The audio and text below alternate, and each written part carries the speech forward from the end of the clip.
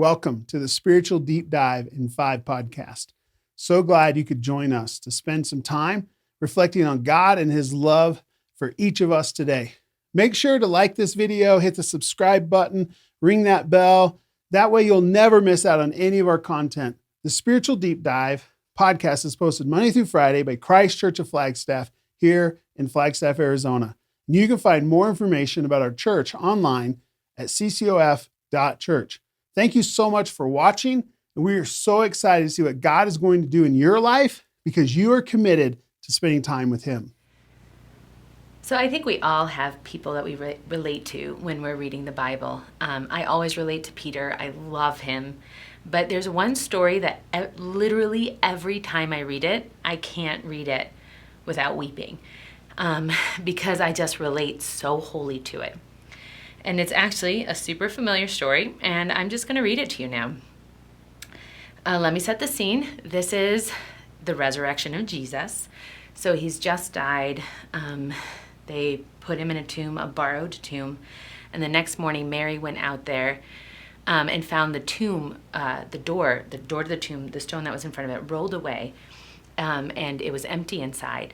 And she goes and gets Peter and not Andrew, the other guy, John. She goes and gets Peter and John, and they go and see that the tomb is empty, and then they leave. And she, Mary, is heartbroken. She loved Jesus a lot. And so I'm just going to start reading. This is John 20, starting in verse 10. Then the disciples went back to their homes. But Mary stood weeping outside. I'm going to cry right now. But Mary stood weeping outside the tomb, and as she wept, she stooped to look into the tomb. She was so sad that not only had Jesus died, but he was gone. His body was gone. And she saw 2 angels in white sitting where the body of Jesus had lain, one at the head. I'm sorry. I literally can't read this story without crying. And they said to her, "Woman, why are you weeping?" And she said to them, "They have taken away my Lord, and I do not know where they have laid him." And having said this, she turned around, and she saw Jesus standing there. But she did not know that it was Jesus. And Jesus said to her, "Woman, why are you weeping? Whom are you seeking?" And supposing him to be the gardener, she said to him, "Sir, if you have carried him away, tell me where you have laid him, and I will take him away." And Jesus said to her, "Mary." And she turned to him and said to him in Aramaic, "Rabboni," which means teacher. And Jesus said to her, "Do not cling to me, for I have not yet descended to the Father, but go to my brothers and say to them, I am ascending to my Father and your Father, to my God and your God." And Mary Magdalene went and announced to the disciples, "I have seen the Lord," and that he had said these things to her. I love this story so much, obviously, because just Mary's love for Jesus was so deep, and her heartbreak was so deep as she cried, as she missed him, that you can literally feel it as you're reading the story. I can.